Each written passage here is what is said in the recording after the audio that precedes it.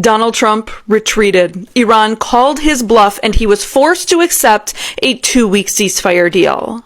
Iran confirms that the U.S. was forced to accept a 10-point plan leading to a 2-week ceasefire with the Israeli occupation state included.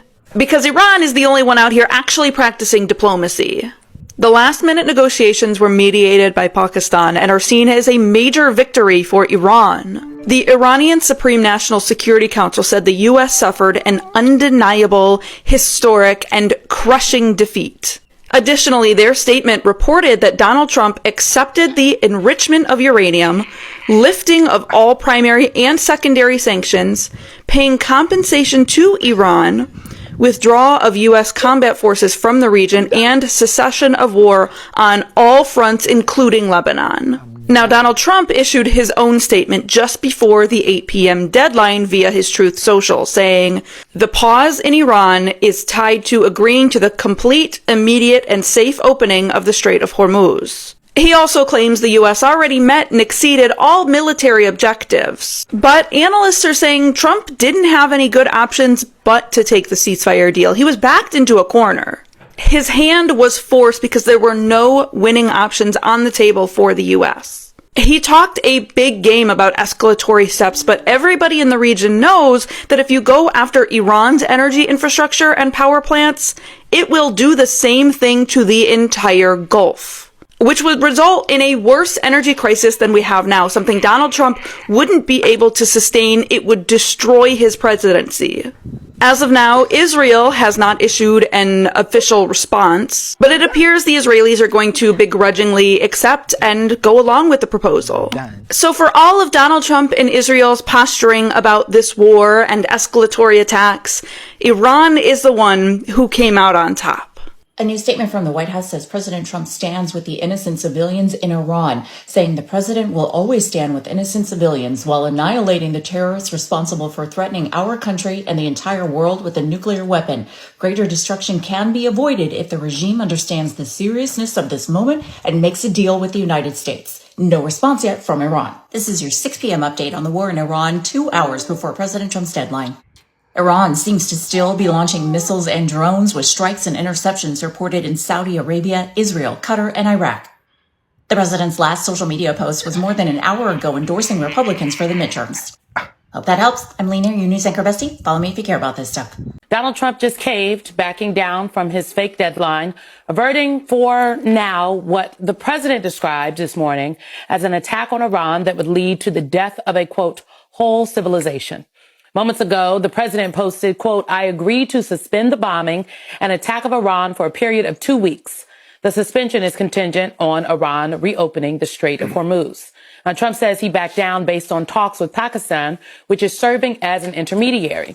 He added, quote, "We received a 10-point proposal from Iran and believe it is a workable basis on which to negotiate." We are now learning more about the details of Donald Trump's agreement with Iran, and it appears that he completely folded, gave them everything they wanted, and put the United States in a worse position. It seems like he just got completely outsmarted. So Donald Trump posted the official statement from Iran, where they said that the United States and Iran are using their 10-point peace plan as the starting point for negotiations. But their 10-point peace plan is just giving Iran everything they want, such as lifting all U.S. sanctions or allowing them to impose a major fee on ships going through the Strait of Hormuz. It would also basically give them control of the Strait of Hormuz, which they didn't have before the war started. And don't just take my word for it. Donald Trump admitted to this in his statement, saying, "We received a 10-point proposal from Iran and believe it is a workable basis on which to negotiate." Even elected officials are pointing this out. Senator Chris Murphy said it appears that Trump just agreed to give Iran control of the Strait of Hormuz, a history-changing win for Iran.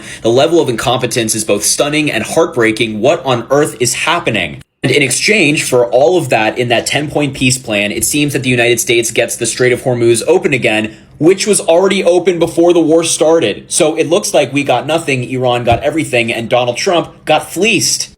We have breaking news right now. Donald Trump has backed down. He has agreed to a 2-week ceasefire with Iran. In a new post to his Truth Social account, Donald Trump says that based on conversations he has had with the Pakistani Prime Minister, he has agreed to a complete, immediate, and total ceasefire contingent upon Iran reopening the Strait of Hormuz. It's a lengthy post. He also says that Iran sent over a 10-point plan of negotiation that they're going to work through right now.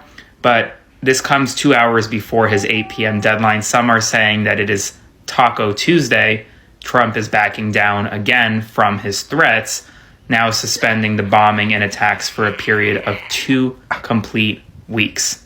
So Donald Trump has agreed to a ceasefire. We're waiting for Iran's response, but we should have that momentarily.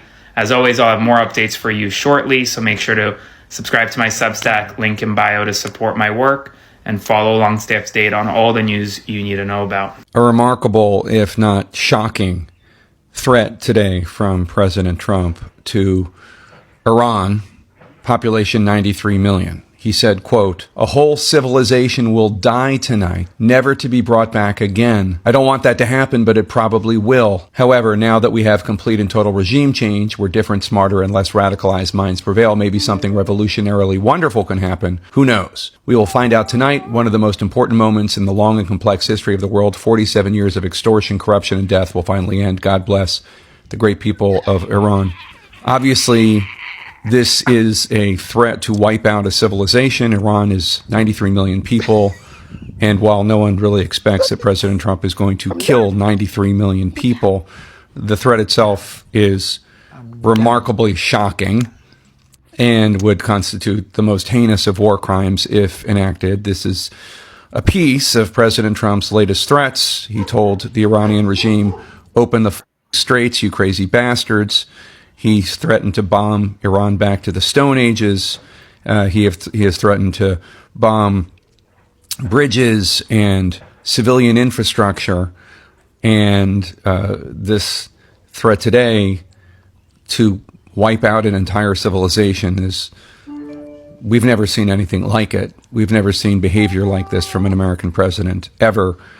It is shocking, and obviously, if he were to carry out such a threat, it would be grotesque and heinous in a way that is not even imaginable.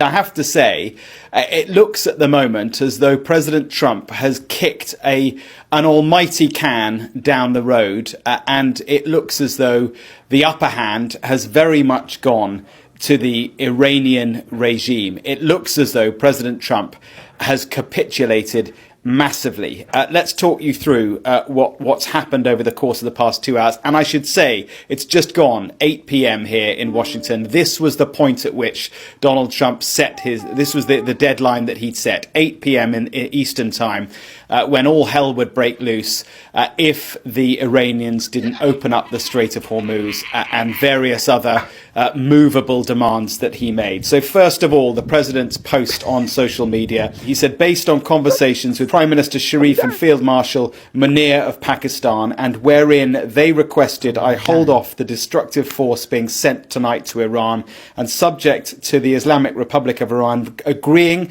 to the complete, immediate and safe opening of the Strait of Hormuz, I agree to suspend the bombing and attack of Iran for a period of 2 weeks. This will be a double-sided ceasefire. The reason for doing so is that we have already met and exceeded all military objectives and are very far along with the definitive agreement concerning long-term peace with Iran and peace in the Middle East. And then, I think is really important, is he goes on to say, we have received a 10-point proposal from Iran and believe it is a workable basis on which to negotiate. Now, here is the kicker. That 10-point proposal from Iran has been outlined in a statement I'll give you in a minute by the Iranian National Security Council. It's basically all of Iran's maximalist demands, including the fact that all American troops should withdraw from their bases across the Middle East. There's no way America's ever going to agree to that. And also that, and this is totally extraordinary, that the Iranians would gain control of the Strait of Hormuz. So they would get control of a shipping lane that they didn't have control of before the Americans launched this operation. So that is extraordinary. Now let me give you the two quotes from the Iranian side now. First of all, this is in a statement from the Iranian foreign minister.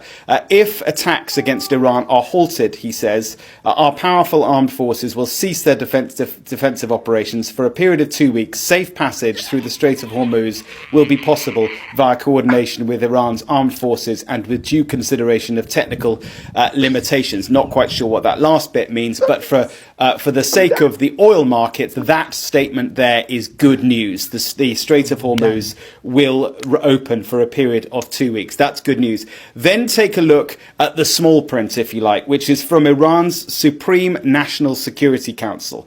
This is the really interesting bit. It says Iran, while rejecting all proposals presented by the enemy, that's America, drafted a 10-point plan and submitted it to the American side through Pakistan. That, incidentally, is the 10-point plan that Trump just referenced. This plan emphasizes key points, such as the controlled passage through the Strait of Hormuz, coordinated with Iran's armed forces, granting Iran a unique economic, geopolitical position. So just to reiterate, what appears to have happened is that the American president, the White House, has agreed to all of Iran's maximalist demands as part of a 10-point proposal, and they are happy, the Americans, Trump, to go into that proposal with those demands in place. Now, who knows what will happen in 2 weeks' time when this new deadline comes to an end.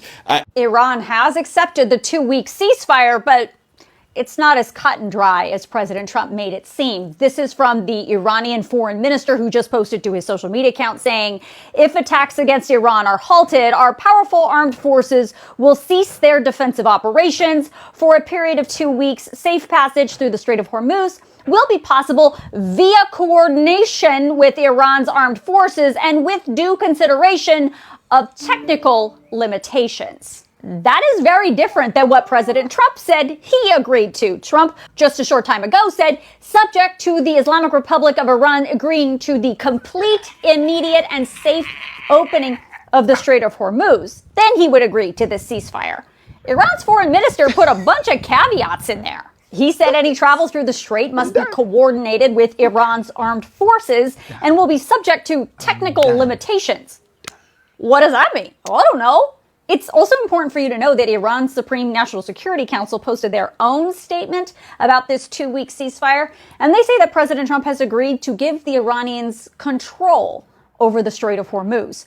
That is brand new. While Iran has illegally been controlling the strait for weeks by threatening attacks on passing ships, they have no legal international authority to do that. But if President Trump has in fact agreed to give Iran that power over the strait, that would be a significant step in the completely opposite direction of President Trump's stated goals for this entire war. The other big question mark here is this 10-point plan that Iran and Trump keep referencing. What exactly did Trump agree to in this 10-point plan as a starting off point for these negotiations? Some of the points in it reportedly include the United States lifting sanctions against Iran, the United States abandoning military bases in the Middle East, and the United States paying for the reconstruction of Iran, just to name a few. It's also clear, based on the statement from Iran's Supreme National Security Council, that this war is not over. But from their point of view, they are painting the ceasefire as a win for Iran and a backing down by the United States. They say they will continue to negotiate with the United States, but our hands are on the trigger, and as soon as the slightest mistake by the enemy is made, it will be responded to with full force. Now, it's unclear what the Trump administration is going to say about any of this, and if this is indeed what President Trump agreed to, or if this is just Iran posturing. We'll see exactly what is happening if and when any U.S. or allied flagged ships pass safely through the Strait of Hormuz. President Trump has just announced a 2-week double-sided ceasefire with Iran, stating that the United States has already exceeded all of its goals. Both the U.S. and Iran have roughly agreed on a 10-point proposal from Iran that is going to serve as the basis for long-term peace. And Iran now corroborates this in a statement released by Iran's Minister of Foreign Affairs, stating that the reason that Iran has agreed to a ceasefire is because the United States has agreed to their 10-point proposal, and it's also based on the assumption that all future attacks on Iran will be halted. However, there is a problem here. Iran's condition is that that all attacks on their nation will stop completely. And Israel has said that they are not willing to end this war until all of their objectives have been met. They've made it clear that their objectives are very different than that of the United States of America. And they also have a history of making United States negotiations with Iran nearly impossible. A whole civilization did not, in fact, die last night. So how exactly did the US and Iran come to this dramatic,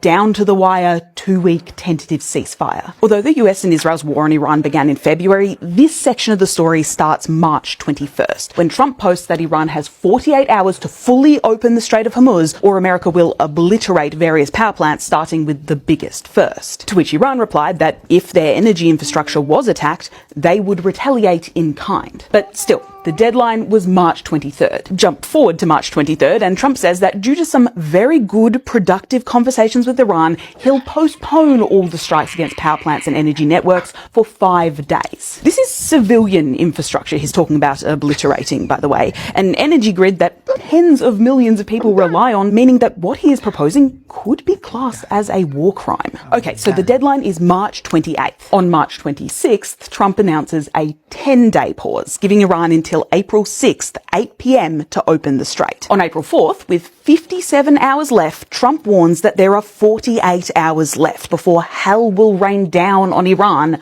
Glory be to God. With just 1 day to go, Trump pushes back the deadline again. Rather than Monday, Tuesday will be power plant and bridge day, adding, "Open the fucking strait, you crazy bastards. Praise be to Allah." He later clarifies it's still 8 p.m. though. Every power plant in Iran will be out of business, burning, exploding, and never to be used again. The morning of D-Day, there's talk of Pakistan acting as a middleman, asking for a 2-week delay. But Trump's rhetoric is getting more and more alarming. A whole civilization will die tonight, never to be brought back again. By Tuesday evening, there's reports that B-52 bombers were en route to Iran. Then, with less than 2 hours to go, I agree to suspend the bombing and attack of Iran for a period of 2 weeks. This will be a double-sided ceasefire. Pakistan's offer worked. Perhaps. See, the plan is for a 2-week ceasefire between the US, Israel, and Iran. Now, Trump claims this is because Iran agreed to the complete, immediate, and safe opening of the Strait of Hormuz. But Iran's foreign minister says that ships will be allowed to travel through for the 2 weeks,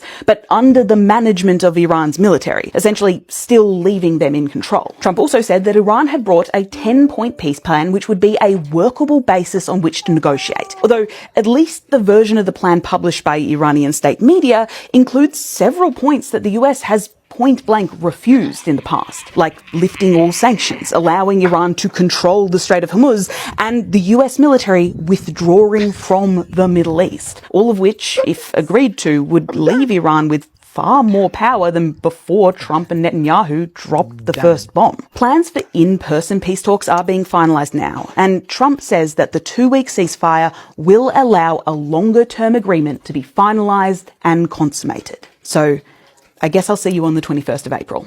The president is both belligerent and erratic. And tonight was just the scariest of Trump's increasingly unhinged threats and the walkbacks that he has done time and time again over the past few weeks. Take, for example, March 21st. Donald Trump posted that if Iran doesn't fully open without threat the Strait of Hormuz within 48 hours from this exact point in time, the United States of America will hit and obliterate their various power plants, starting with the biggest one first. He publicly threatened to commit a war crime. He gave Iran until the evening of March 23rd, but 12 hours before that deadline, Donald Trump announced that talks were actually going great and that he would extend the deadline to March 26. But Iranian officials denied that there had been any talks at all. But as that deadline loomed, just hours after Trump threatened that there is no turning back and it won't be pretty, guess what he did? He extended the deadline to April 6th. Again, saying that negotiations were going very well. That deadline was supposed to be yesterday, but over the weekend, on Easter, you know what he did? He changed the deadline again in a profanity-laced post. Quote, Tuesday will be power plant day and bridge day, all wrapped up in one in Iran. There will be nothing like it. Open the effing strait, you crazy bastards, or you will be living in hell. Just watch. Praise be to Allah. Then today, as that deadline loomed, he did it again. He threatened to kill a whole civilization. Would you trust any negotiation with this man? You wouldn't. No one would. You'd actually call the authorities on him. But the problem in this case is that Donald Trump is the authorities, which is why the world is now basically living tweet to tweet, social media post to social media post. All of this as Trump's threats grow increasingly dangerous. And right before the clock strikes, whoa, we'll take that ceasefire. He will agree to stop bombing for 2 weeks. He also says that Iran has agreed to open the Strait of Hormuz for that time period. So while Democrats are talking like he backed out of the war that they didn't want him to be in, Daddy said open the strait and there'll be no more fighting. And look at here, strait's opening.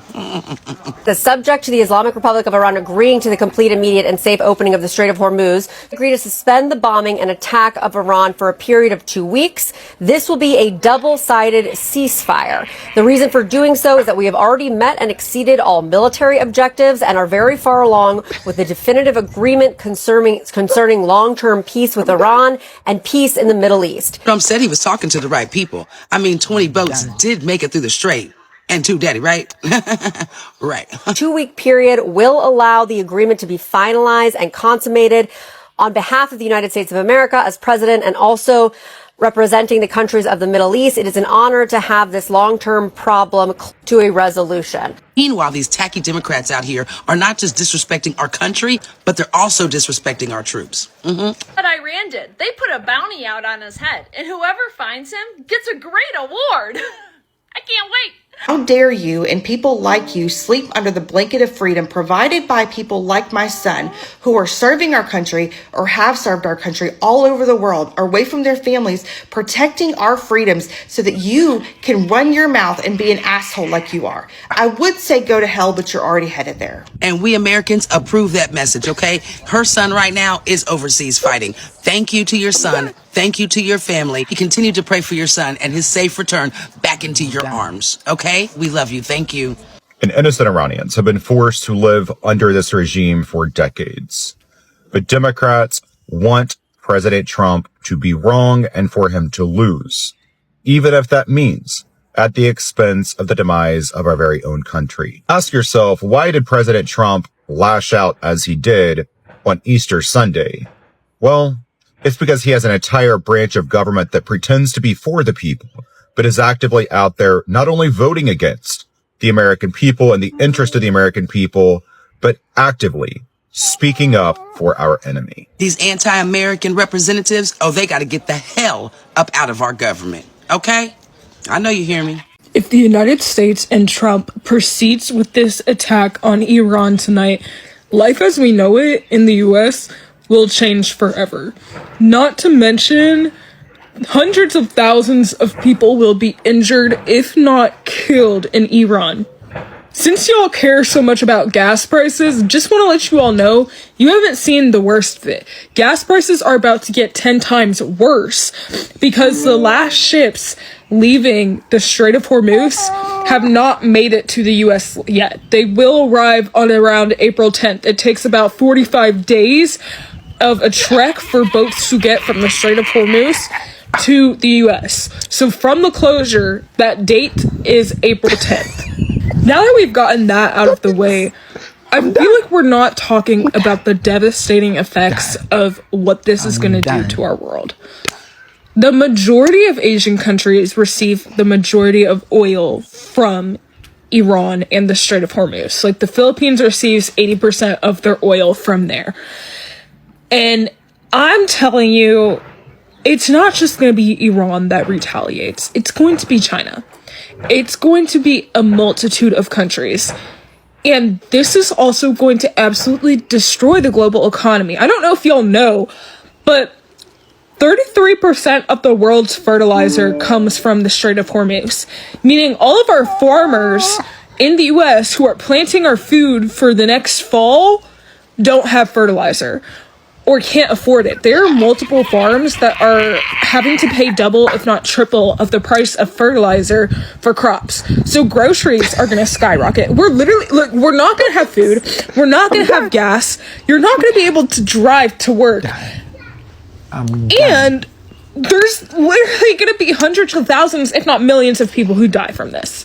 I feel like we're not taking this situation as seriously as we should. Like, our current administration and these billionaires have no regard for human life. And I fear I am losing my mind because there's so many people who are just supporting what's going on. Also, with Israel completely trying to ethnically cleanse Lebanon now. So adding on to Palestine and Lebanon. And I feel like there's just so much of like these evil people working to like ruin civilizations. I don't know how to react. I'm losing my mind just a little bit. It is absolutely wild for a U.S. president to say a whole civilization will die tonight, never to be brought back again. It's wild because the U.S. can execute on that threat. It's wild because Trump says it probably will. We'll find out tonight. And it's wild because if you take his statement literally, he's talking about committing genocide. So he has to be bluffing, right? Tuesday will be Power Plant Day and Bridge Day all wrapped up in one. Open the effing straight, you crazy bastards, or you'll be living in hell. We have a plan, because of the power of our military, where every bridge in Iran will be decimated, where every power plant in Iran will be out of business, burning, exploding, and never to be used again. That right there, we should all understand as the core of Trump's ultimatum, that what he sees as the death of a whole civilization is not just an attack on any one system. It's the methodical destruction of the connective tissue that links systems. Attacking power plants, energy. It's an attack on the fuel that drives everything else. Business, the military, hospitals. Attacking bridges isn't just infrastructure. It's crippling the ability to deliver weapons, medicine, food. When Trump threatens completely obliterating possibly all desalination plants, he's threatening the very drinking water of Iran itself. So this must be a bluff, because the intentional targeting of civilian infrastructure risks being prosecuted as a war crime. Because what Trump is threatening isn't just war on a regime, it's war on its people. And because Trump must know what he's yet to publicly acknowledge, which is the risk that crossing such a red line only further hardens the regime, creates a kind of strategic blowback that doesn't make the enemy give up. It makes the enemy an enemy for life. Trump, of course, will either know all of this or have been told all of this. And he's gambling that he's getting closer and closer to Iran's breaking point. But the one thing he may not know is where this breaking point actually is. And in a worst case scenario, given the current state of things, whether Iran will ever stop calling his bluff. Crucially, for some of Donald Trump's characteristically unwavering supporters, people who hung in there with him after January 6th, after COVID. This afternoon, some of those very same people, some of the loudest ones, are spending the final hours before Donald Trump's promised assault pleading with Donald Trump. The only way they know how, over the airwaves. Here's Trump loyalist Senator Ron Johnson. I am hoping and praying that President Trump this really is bluster. I do not want to see us start blowing up civilian infrastructure. I do not want to see that. We are not at war with the Iranian people. You know, we are trying to liberate them. So they're the Ron Johnsons, but they're also the Tucker Carlsons, conservatives, going so far as to publicly urge top officials at the Pentagon to consider refusing Donald Trump's orders should he advocate for the use of weapons of mass destruction. Watch. Unless somebody puts the brakes on right away, we're going to wind up in a place that we can't even imagine. Not just Iran, us and the rest of the world. And so that means, because this is obvious to anyone who's paying any attention, that if you work in the White House or in the U.S. military, now it's time to say, no, absolutely not. and say it directly to the president, no. In case you're thinking about using some weapon of mass destruction against the population of Iran, in whose name we liberated Iran, we killed their religious leader for their benefit. Do you remember that? This was last month. Those people who are in direct contact with the president need to say, no, I'll resign. I'll do whatever I can do legally to stop this because this is insane. And if given the order, I'm not carrying it out. Figure out the codes on the football yourself. Because everything hangs in the balance right now. This is not hysteria. This is 100% real. This is not hysteria. This is 100% real. Quote from Tucker Carlson. Now, even if the situation doesn't rise to that level, and Americans of all political persuasions, people around the world certainly are hoping that it does not, as we said, a lot of damage has already been done. It's the morning of the 8th of April, with just 1.5 hours left till Trump's deadline last night, after which he threatened to destroy Iran's power stations and bridges if Hormuz was not opened completely, immediately and safely. The world was watching to see what would come next, escalation or negotiation. And the Gulf monarchies, Israel, Iran, braced for impact. And just before the deadline, like I said, 1.5 hours left, Trump announced that he would extend the deadline by 2 weeks. Now, for 2 weeks, there would be a ceasefire. He called it a double-sided ceasefire. My G, Mr. President, that's just a normal ceasefire. I forecast yesterday that there was a 60% chance Trump would back down, but he would frame it as a generous move and a victory for the United States. So far, it would seem Trump has done exactly that. Now, when Trump announced his 2-week ceasefire, he said, I give this ceasefire provided that Iran completely, immediately and safely opens up Hormuz. So if Iran came back now, after Trump said that, and said, no, we don't agree, that would essentially force Trump to attack. Thank you for watching Great Minds Blacks.